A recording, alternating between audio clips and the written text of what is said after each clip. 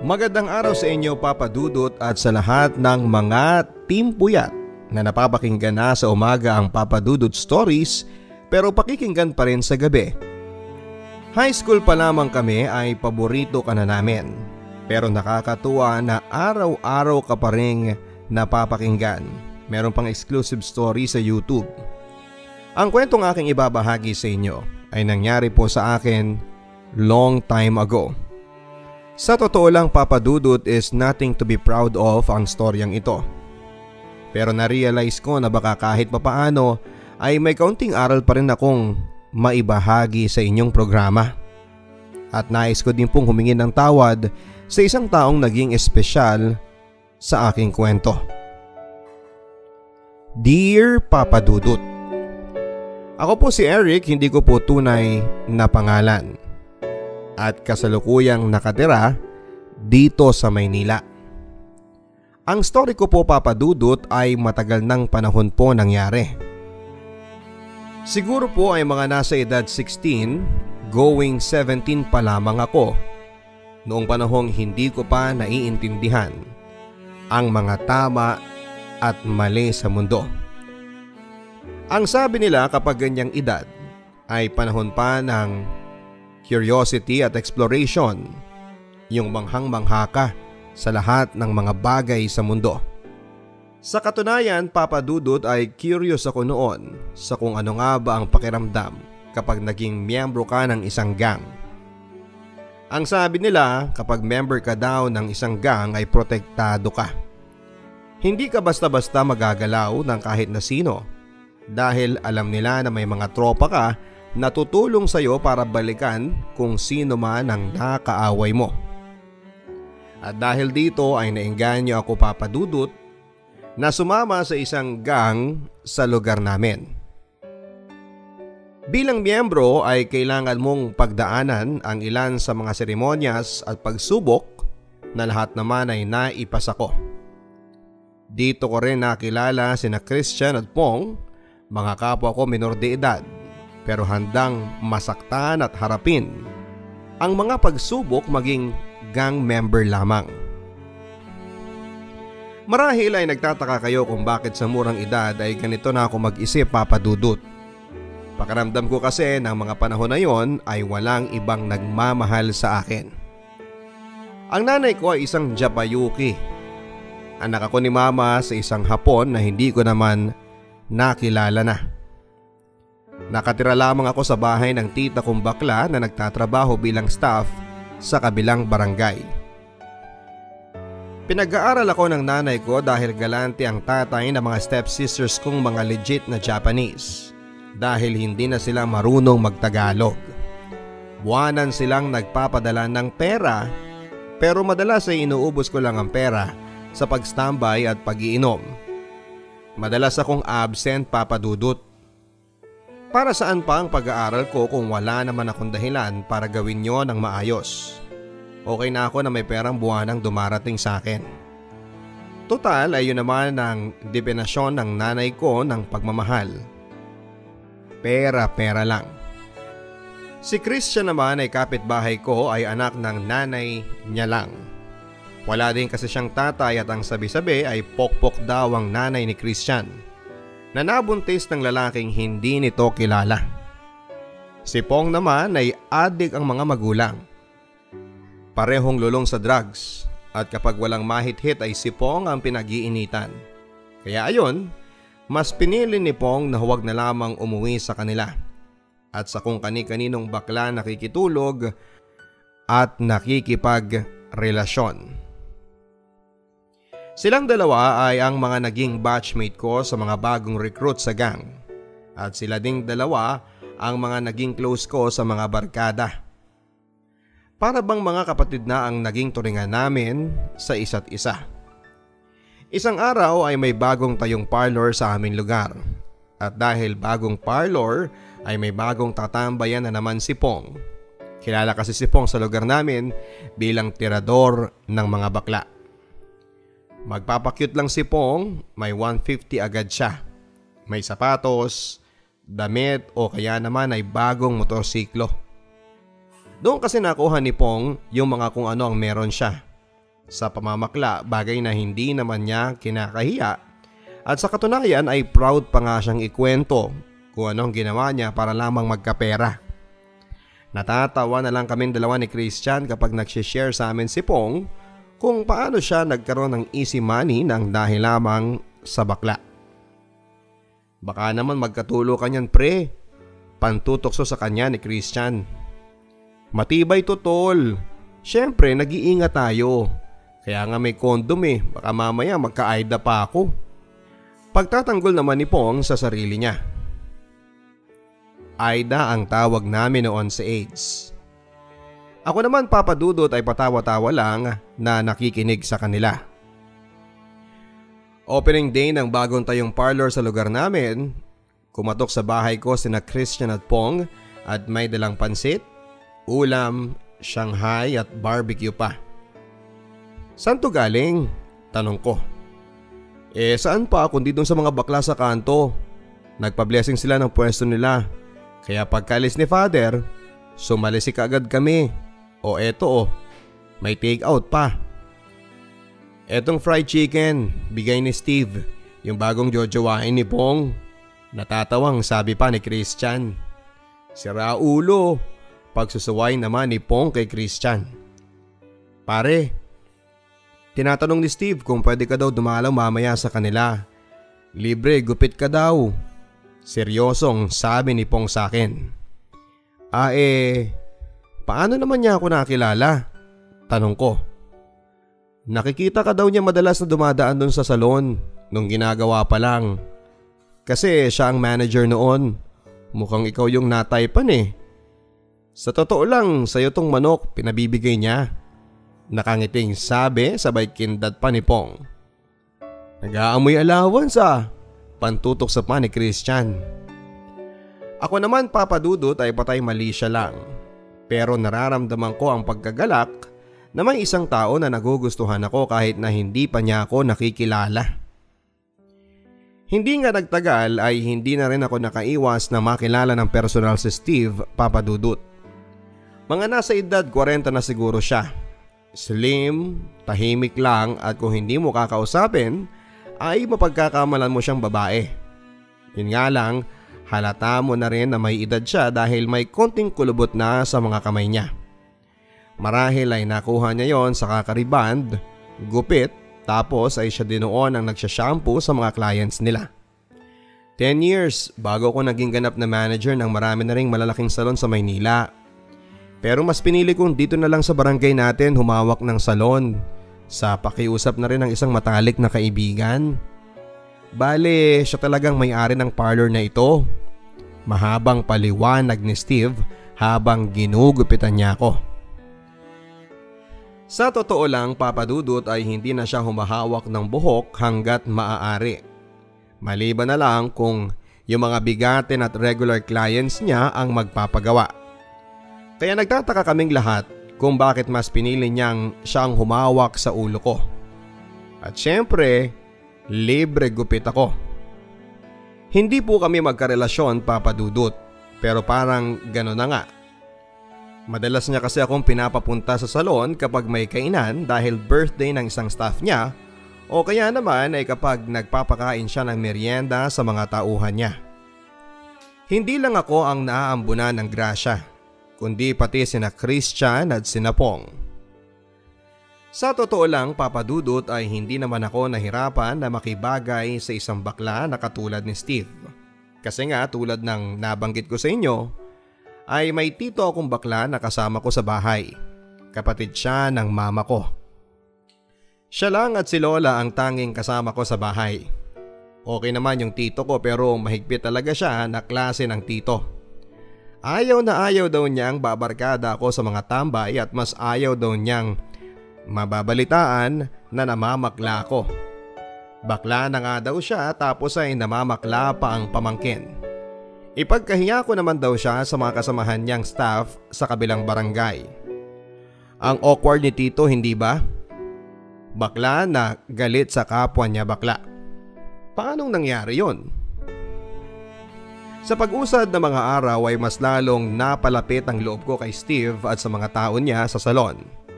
Lahat kaming mga tropa ay parang may mga ka-love team na sa salon nila. Si Pong Papadudot ay naling sa isang baklang kalbo. Si Christian naman ay sa baklang walang ngipin. At ako naman, hindi man nila matukso, ay si Steve naman ang naliling sa akin. Alam nilang lahat na ako ang apple of the eye ni Steve. Tahimik na bakla kasi si Steve, Papadudut. Yung bang magdadalawang isip ka na tuksuhin siya o pagtawanan dahil para siyang babaeng kumilos. Nang mga panahon na yon ay madalas kong nakakausap sa gabi at nakaka-text si Steve. Sari-sari ang mga pinag-uusapan naming problema ko sa buhay. Pagiging salungat namin ng tito kong bakla, yung kakulangan ko ng atensyon sa nanay ko na hindi ko din ka-close at kung ano-ano pa. Isang araw, Papadudot, ay napatrobol ang gang namin ni Pong at Christian. Sa totoo lang ay hindi naman kami direktang kasali sa away. Pero dahil nga sa miyembro kami ng gang ay pinag-iingat kami mga kagrupo sa maaaring ganting balik daw na gawin sa sinumang member sa amin. Nang mga panahon na yon ay uso pa ang paggamit ng sumpak. Alas 7 ng gabi habang nakatambay kami sa tapat ng salon ni Steve ay isang malakas na putok ang umalingaw-ngaw. Bumagsak kaagad si Pong sa aming harapan. Tinamaan ng sumpak mula sa grupo ng kabataan na hindi namin namukhaan. Laking pasasalamat na lang namin dahil umabot pa ng buhay sa ospital ang noon ay nag-aagaw buhay na si Pong. Ganon pala kapag malapit ka nang mamatay, Papadudut. Ang una mong pangalang sasabihin ay pangalan ng taong malapit sa'yo. Yung kasi ang narinig ko kay Pong, pangalan ng baklang jowa niya. Parang comedy sa akin yon, Papadudut. Kasi bakit hindi man lang Lord o kaya naman ay pangalan ng nanay niya. Parang pang pelikula. Pero pangalan ng bakla yung narinig kong sinabi niya. Matapos ang ilang buwan ay tuluyan namang nakarecover na si Pong mula sa kamalasang inabot niya. Nagpalamig muna kami sa paglabas-labas at tanging sa loob ng salon na lamang kami tumatambay o kaya naman ay sa bahay namin para safe. Ang huling balita ay nahuli na yung lalaking namaril ng sumpak kay Pong. Pero dahil na rin sa pangyayari ay lagi na akong pinagagalitan ng tito ko sa tuwing nababalitaan niya na nagpupunta ako kina Steve. Gusto mong may skandalo ko yung matandang baklang yon? Kapag umulit ka pang tumambay sa parlor nila ha? Sumisigaw na sermo ng tito kong bakla sa akin. Ako naman sa tuwing nagagalaiti siya ay tumatahimik na lamang ako para iwas sa paglala ng gulo. Kapag nakangatwiran kasi sa kanya ay mas lalo siyang nagagalit. At dahil madalang na nga kaming nakakadalaw kina Steve ay iba naman ang pinagkabalahan ng tropa namin. Mga babae naman. Dito na ako unang nagka-GF na itago na lang natin sa pangalang Jelay. Sexy, maganda, makinis at parang si Jelay Andres. May nangyari na rin sa amin isang beses pero kamalas-malasan ay nahuli pa kami ng tito ko. Dahil dito ay katakot-takot na sermon ang tinanggap ko mula sa kanya. Huli kasi sa akto na nagsisex kami sa kwarto at si tito nga mismo ang nakakita. Pinaghiwalay kami dahil pareho kaming minor de edad ni Jelay. Sobrang sakit, Papadudot, na mawalay sa babaeng pinakamamahal mo. Kahit mama ko sa Japan ay galit na galit sa akin. Puputulin daw niya ang sustento ko kapag pinagpatuloy ko ang pakikipagrelasyon kay Jelay. Hindi pa ako handa, Eric, na magkaapo sa iyo ha. Palalayasin kita sa bahay kapag hindi mo tinigil yung pang-aano mo sa kapwa mo minor de edad. Naninigaw sa FaceTime na sabi ni mama. Madalang na nga lang kaming nag-uusap tapos eto magbabangayan pa. Mga isang buwan yata akong hindi pinalabas ng bahay. Tinakot kasi akong hindi nila ako bibigyan ng allowance kapag pinagpatuloy ko ang pakikipagkita ko kay Jelay. At makalipas nga ang isang buwan Paglabas ko nga ng bahay, lahat ay nag-iba. Pati ako nag-iba. Nalaman ko kasi na si Christian ang bagong boyfriend ni Jelay at nagsisex sila. Dahil sa babae ay nagkagulo ang tropa. Si Pong ay nagtatago at nagpapagaling. Si Christian naman, kinana ang GF ko. Pero dahil naiisip ko na hindi naman worth it na habulin ko pa si Jelay, ay si Steve na lang ang pinuntahan ko. Wasak na ako, Steve. Hindi ako makapaniwala na gagawin sa akin ng tropa ko to. Naiiyak na sabi ko noon habang lasing na lasing. Si Steve naman ay matamang nakikinig lang sa akin. Matagal na panahon yata bago ako nakamove on ng tuluyan sa ginawang panloloko sa akin nila Jelay at ni Christian. Mabuti na lamang at nandyan lagi si Steve para umalalay sa akin sa panahon na wala akong makakausap at ibang matatambayan. Umuupa ng isang maliit na studio type si Steve, Papadudut. Mga isang sakay lang mula sa parlor at kung masipag-sipag ka ay pwede mong lakarin. Mga 4 na kanto lang yon. Sa tuwing naiinip ako at wala akong magawa sa bahay ay kina Steve ako madalas na tumatambay. At madalas ay doon na rin ako natutulog. Pero wala pong nangyayari sa amin ha. Hindi po kasi ugali ni Steve ang magparamdam na gusto niya yon. Tahimik lang siya na nakikinig at nag-a-advise sa akin. Para ko na siyang ate na handa laging umalalay sa oras na kailangan ko ng makakausap. Nawiwili lang ako makitambay sa bahay niya kasi mahilig siyang magluto at sa kanya din ako nagpapalaba ng mga uniform ko sa school. May libreng wifi pa. Salamat kay Steve dahil kahit papaano ay nakakalimutan ko na rin ang mga naging problema ko. Pero akala ko lang pala yon.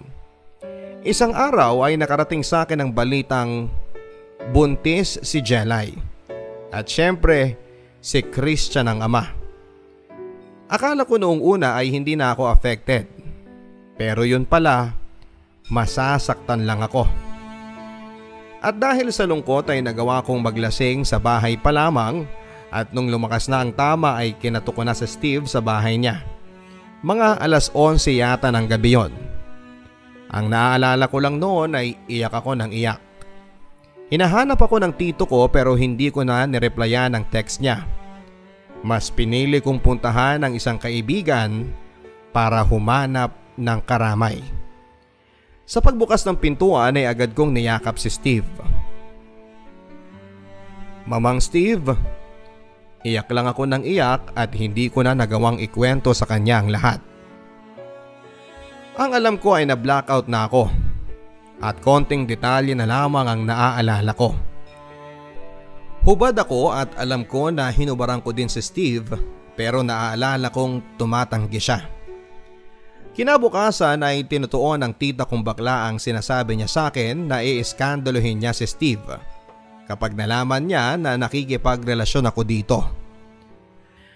Papadudut, wala po kaming relasyon ni Steve. Pero dahil na rin sa ilang mga sumbong na nakarating sa tito kong bakla, ay pinabarangay niya si Steve.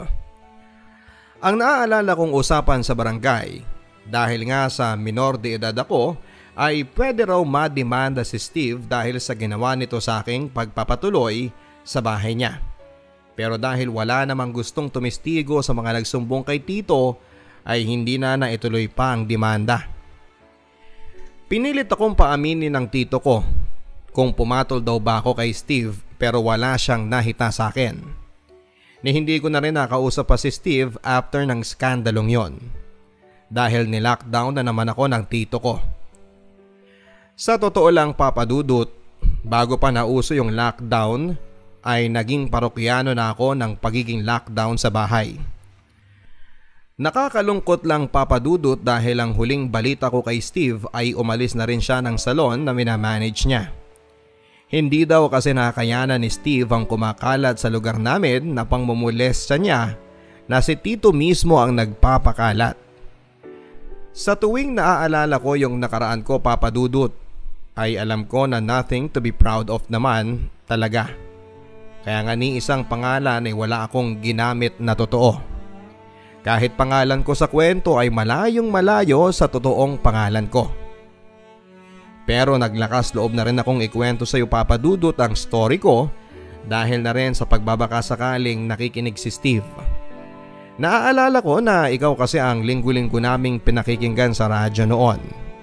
At kahit sa YouTube ay ikaw pa rin ang libangan nila. Kay Steve, gusto kong humingi ng tawad sa iyo. Mula kasi na nangyari yung skandalo naming dalawa, Papa Dudut, ay hindi ko man lang nagawang mag-text sa kanya. Tinapon kasi nila yung SIM card ko. Sa FB naman ay hindi ko siya makita dahil hindi ko naman alam ang totoong pangalan ni Steve at apelyido niya. Steve, kung nakikinig ka man, alam ko na makakarelate ka sa kwento ko. Oo, baka ikaw na nga itong nasa story ko. Gusto ko lang sabihin sa iyo na I love you for being a true friend. And I'm sorry dahil hindi kita nagawang ipagtanggol pa. Aaminin ko na naging special ka sa puso ko. Ang inyong ka-stories, Eric of Manila. Ang buhay ay mahiwaga, laging may lungkot at saya. Sa Papa Dudut Stories, laging may karamay ka.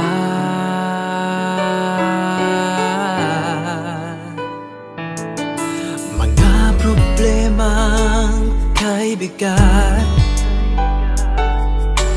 dito ay pakikinggan ka. Sa Papa Dudut Stories, kami ay iyong kasama. Dito sa Papa Dudut Stories, ikaw ay hindi nag-iisa.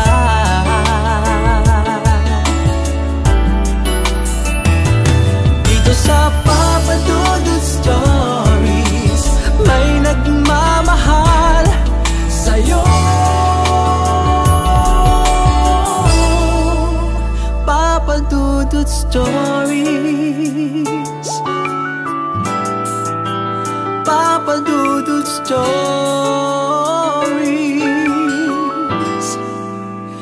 Papa Dudut Stories.